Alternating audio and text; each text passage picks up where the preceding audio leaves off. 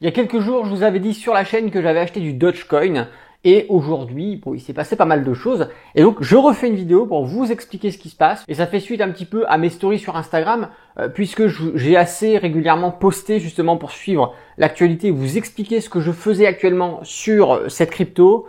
Donc voilà, je fais cette vidéo, comme ça j'explique ça à tout le monde. C'est parti!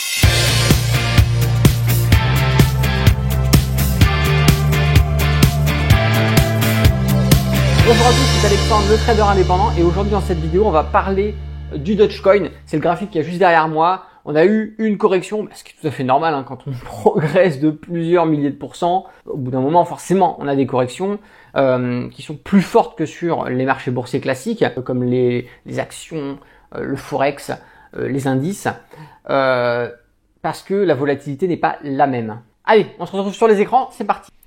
Bien, alors nous nous trouvons sur le graphique du Dogecoin.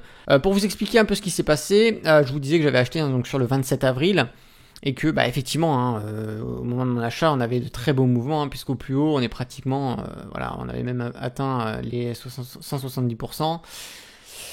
Et à la suite de ça, forcément, on a une période de correction qui a en plus été aidée par une pseudo-déception dû à une interview. Bon, là rien de bien alarmiste, mais encore une fois, on voit les débutants, ceux qui démarrent tout juste depuis cette année ou même depuis l'année dernière, les investissements, faire exactement ce qu'on attend d'eux, c'est-à-dire ne pas acheter parce que on leur fait croire que c'est pas une occasion et ne pas leur faire vendre quand on leur fait croire qu'il y a encore de la continuité. Et surtout regretter plus tard de s'être fait avoir, mais ça je peux pas leur en vouloir, c'est la majorité des débutants et finalement beaucoup de gens ont tout liquidé ici. Voilà ce qui s'est passé, beaucoup de gens ont liquidé ici, c'est dommage et même là sur les bas des mèches ici, c'est complètement con parce que je vais vous montrer pourquoi. Alors pour vous faire apparaître des petites stories, effectivement, je vous mettais sur mon Instagram que effectivement on avait une correction. Je vous ai aussi indiqué des paliers sur lesquels on pouvait faire des consolidations. Alors une consolidation, attention, ça veut dire pas acheter votre position initiale. Ça veut dire que vous aviez déjà une position initiale, comme moi c'était le cas, j'avais déjà acheté le 27 avril.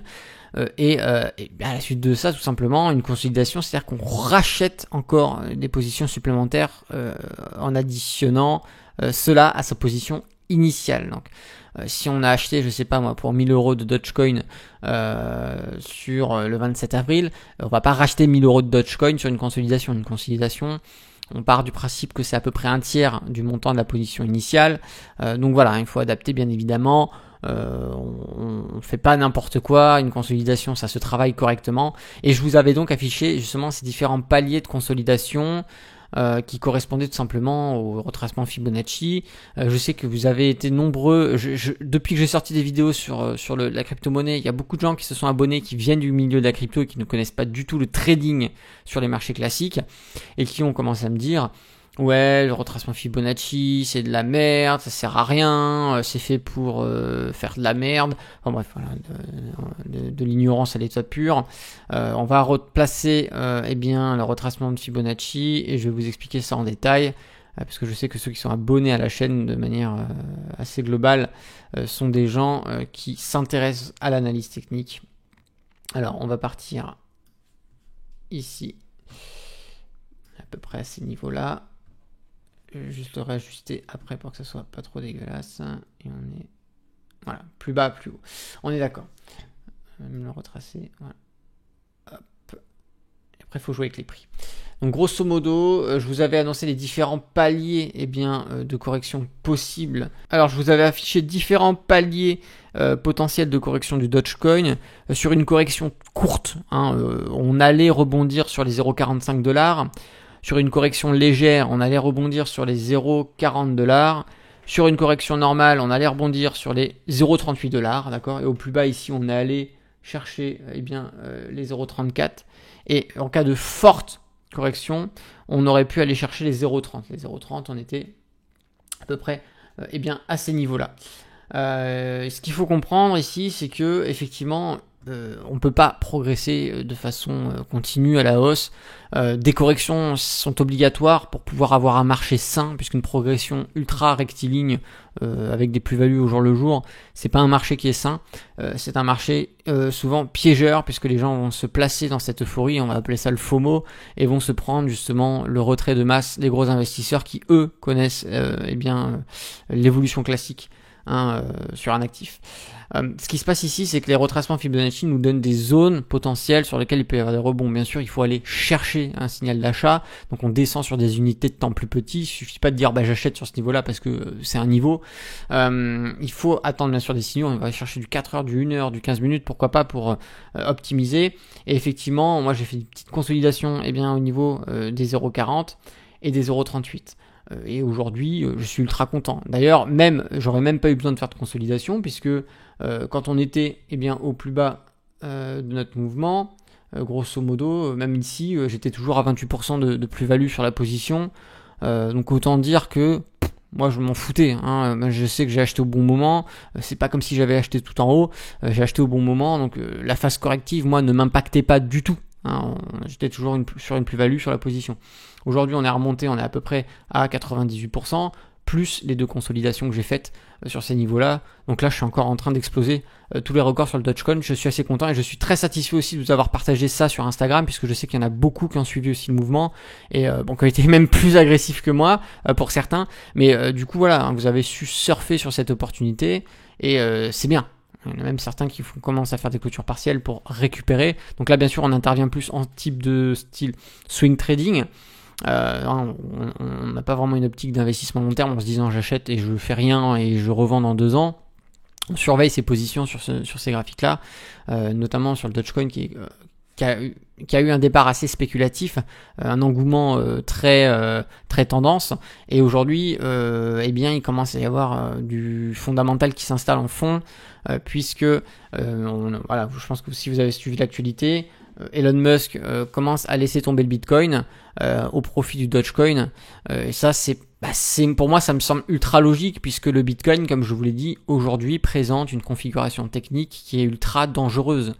On est sur une pleine divergence baissière qui peut se valider à tout instant. Il suffit d'un catalyseur pour l'aider et ça peut être l'apocalypse sur cet actif.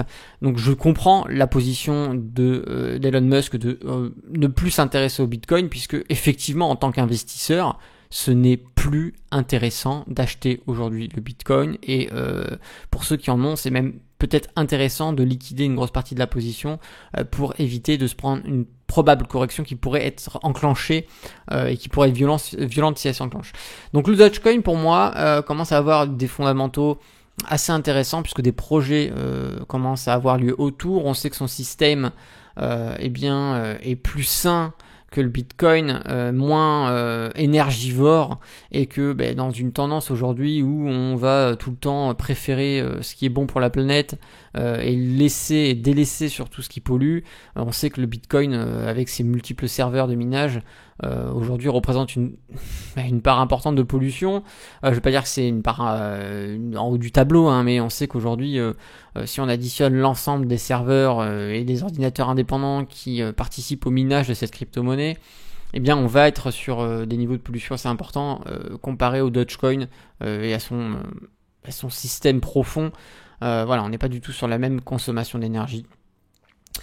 Donc pour ce Dogecoin, pour l'instant, je voulais vous faire une vidéo pour vous expliquer un petit peu ce qui se passe. Faut surveiller, tous les jours, le Dogecoin, puisque effectivement on n'est pas à l'abri d'une continuité du mouvement correctif. On peut aller chercher encore des paliers un petit peu plus bas. Après, au-delà, on parle plus de correction, on parle de renversement de tendance. Mais pour l'instant, un mouvement baissier comme ça, il n'y a pas d'inquiétude. Au contraire, faut en profiter pour se gaver, chose que j'ai faite, chose que certains d'entre vous ont faite aussi. Donc c'est super intéressant. Je voulais juste vous faire cette petite vidéo pour vous expliquer cela. Et si vous souhaitez apprendre le trading, l'investissement en bourse, en haut à droite s'ouvre une petite fiche. Vous avez aussi le lien dans la description. Il s'agit d'une formation qui est totalement offerte. Vous rentrez votre email et vous la recevez instantanément. Et si vous souhaitez aller plus loin, je vous invite à aller voir le catalogue des formations complètes. Vous allez retrouver différentes formations qui vont vous permettre, en suivant des modules bien structurés dans l'ordre, d'atteindre des objectifs bien définis. Voilà, si la vidéo vous a plu, n'hésitez pas à mettre un petit pouce. Si vous n'êtes pas abonné à la chaîne YouTube, bien sûr, abonnez-vous, activez la cloche, comme ça vous allez recevoir toutes les notifications. Et puis si vous avez des questions, des suggestions, des remarques, eh bien je vous laisse faire ça dans les commentaires sous la vidéo. C'était Alexandre, le trader indépendant. Moi je vous dis à bientôt pour une prochaine vidéo. Et d'ici là, tradez bien sur les marchés financiers. Ciao!